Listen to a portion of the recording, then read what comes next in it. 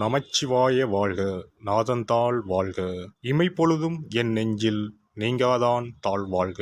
வாழ்க வளமுடன். அனைவருக்கும் இனிய வணக்கங்கள்.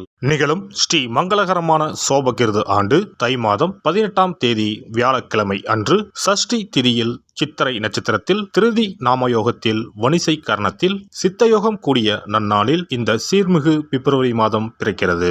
பிறக்கப் போகும் இம்மாதம் உங்கள் வாழ்வில் வளமும் நலமும் செல்வ செழிப்பும் பெற்று புதிய வாய்ப்புகள் புதிய வெற்றிகளுடன் மங்களகரமாக அமைய எல்லாம் வல்ல இறைவனை உளமாற வேண்டி விரும்பி கேட்டுக்கொள்கிறேன். இம்மாத கிரக நிலைகளை பார்க்கும் போது மேசத்தில் குரு பகவான் சஞ்சாரம் செய்கின்றார். சனி பகவான் கும்பராசியில் பயணம் செய்கிறார். ராசிக்கு 6ஆம் இடத்தில் கேது பகவானும் 12ஆம் வீட்டில் ராகு பகவானும் பயணம் செய்கின்றனர். சுக்கிரன் புதன் செவ்வாய் ராசிக்கு 9ஆம் இடத்தில் சஞ்சாரம் செய்கின்றனர். ஜனவரி 15ஆம் தேதி சூரிய பகவான் மகர ராசிக்கு மாறியதை தொடர்ந்து பிப்ரவரி 1ஆம் தேதி புதன் பகவானும் பிப்ரவரி 5ஆம் தேதி செவ்வாய் பகவானும் மகர ராசிக்கு பெயர்ச்சியாக உள்ளனர். இதனால் பிப்ரவரி மாதத்தின் தொடக்கத்திலேயே 3 கிரகங்களின் சேர்க்கை நடக்க உள்ளது.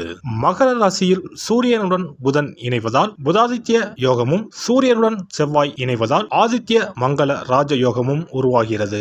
இந்த கிரக அமைப்பினால் உங்கள் வாழ்வில் ஏற்படக்கூடிய சுபம் மற்றும் அசுப பலன்கள் என்ன என்பதனை விரிவாக காண்போம். இதுவரை ஆபத்தில் சிக்கி சீரழிந்த உங்கள் வாழ்க்கை பயணம் மாறப்போகிறது. இப்படியும் ஒரு வாழ்க்கையா என மனக்கசப்பில் வாழ்ந்து வந்த உங்களுக்கு இனி வசந்தம் வீசப்போகிறது. இனி யமனே உங்கள் எதிரில் வந்தாலும் சிவனின் அருளால் எதிர்த்து நின்று போராடும் பலம் உங்களை வந்து சேரும். உங்கள் பிறப்பு ஒரு சாபக்கேடு அல்ல, அது சரித்திரம் படைக்கும்.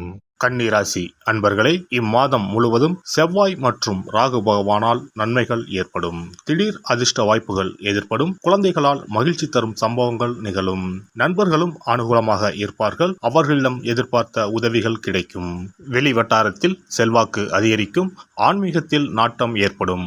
எடுத்த செயலை வெற்றிகரமாக முடிப்பீர்கள். பணப்புழக்கம் அதிகரிக்கும். குடும்பத்தில் உறவினர்களிடையே இருந்த கருத்து வேறுபாடு நீங்கி சுமூகமான சூழ்நிலை உண்டாகும். வெளி வட்டாரத்தில் மதிப்பு மரியாதை கூடும். மாத பிற்பகுதியில் குடும்ப பெரியவர்களால் நன்மைகள் நடக்கும். நண்பர்கள் உதவிகரமாக இருப்பார்கள். புதிய ஆடை ஆபரணங்களின் சேர்க்கை உண்டாகும். ஆண்களுக்கு பெண்களாலும் பெண்களுக்கு ஆண்களாலும் நன்மைகள் ஏற்படும். சிலருக்கு புண்ணிய தலங்களுக்கு செல்லும் வாய்ப்பு உண்டாகும். ஆனால் உடல் நலனில் கவனம் தேவைப்படுகிறது. தாயாருடன் கருத்து வேறுபாடுகள் ஏற்படக்கூடும்.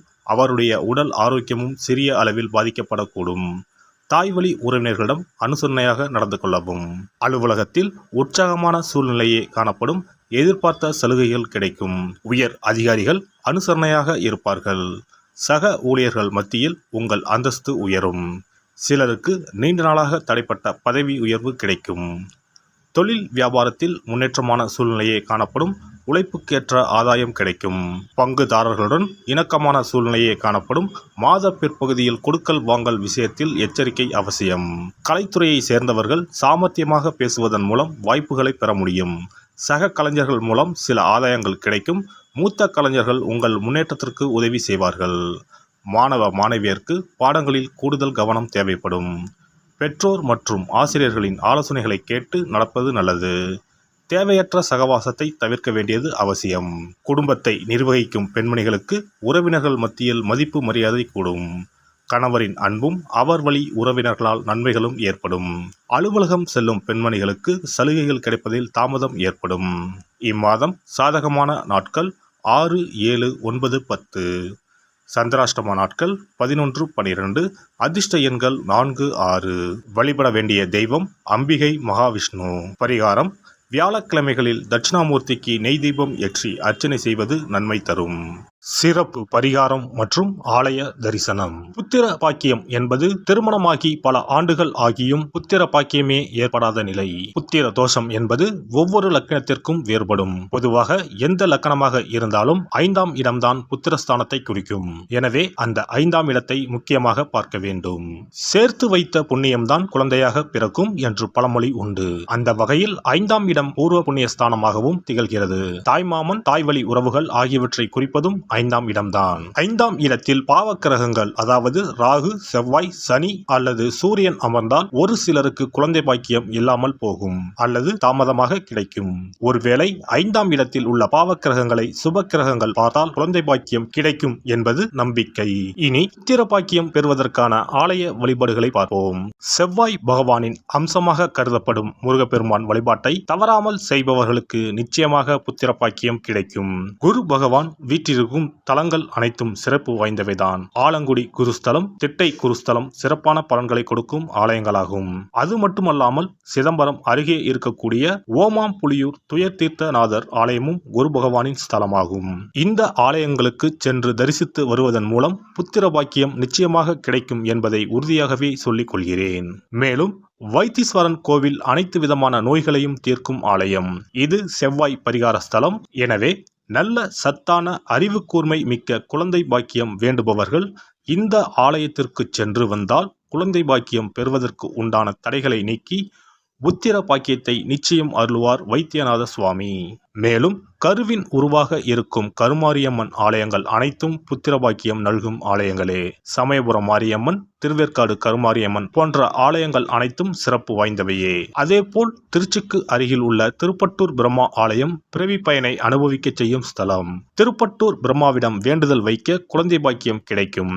திருச்செங்கோடு அர்த்தநாரீஸ்வரர் ஆலயம் புத்திர பாக்கியத்தை அருளும் முக்கிய ஸ்தலம். குருவாயூர் கிருஷ்ணர் ஆலயமும் ஸ்ரீரங்கம் ரங்கநாதர் ஆலயமும் குழந்தை பாக்கியத்திற்கு வழிகாட்டக்கூடிய வழி கிடைக்கக்கூடிய அற்புத திருத்தலங்கள். இந்த ஆலயங்களில் துலாபாரம் என்னும் வேண்டுதல் வைத்து வந்தால் குழந்தை பாக்கியம் உடனே கிடைக்கும். குழந்தை பேறு பெற்ற லட்சக்கணக்கான பேர் இங்கு வந்து நேர்த்தி கடன் செலுத்துவதை தினந்தோறும் காணலாம். அதேபோல் அத்தி மரத்தை நட்டு வளர்த்து வருவதும் அத்தி மரத்தை பேணி காப்பதும் குழந்தை பாக்கியத்தை தரும். தான தர்மங்களும் புத்திர பாக்கியத்தை தரும். அக்கம் பக்கம் உள்ள குழந்தைகளுக்கு உணவு வழங்குதல், இனிப்புகள் வழங்குதல் போன்ற செயல்கள் புத்திர பாக்கியத்தை தரக்கூடியதாகும். துர்க்கை வழிபாடும் முருகப்பெருமான் வழிபாடும் சிறந்த பரிகார முறைகள். அதிகாலை நேரத்தில் அரச மரத்தை 48 முறை சுற்றி வருவதன் மூலமும் குழந்தை பாக்கியம் நிச்சயம் உண்டாகும். எறும்பு புற்றுக்கு வெல்லம் பொட்டுக்கடலை கலந்து தருவதால் 1000 பேருக்கு அன்னதானம் செய்த பலன் வந்து சேரும். கர்ப்பிணிகளுக்கு அவர்கள் விரும்புவதை வாங்கி கொடுத்து அவர்களை மகிழ்ச்சிப்படுத்துவதன் மூலம் அவர்களுடைய ஆசீர்வாதம் கிடைக்க பெற்று குழந்தை பாக்கியம் கிடைக்கும் என்பது உண்மை. புத்திர தோஷம் உள்ளவர்கள் முதியோர் காப்பகங்களில் உள்ள முதியோருக்கு உணவு உடை வழங்கி அவர்களின் ஆசையை பெற்றால் புத்திர பாக்கியம் கிடைக்கும்.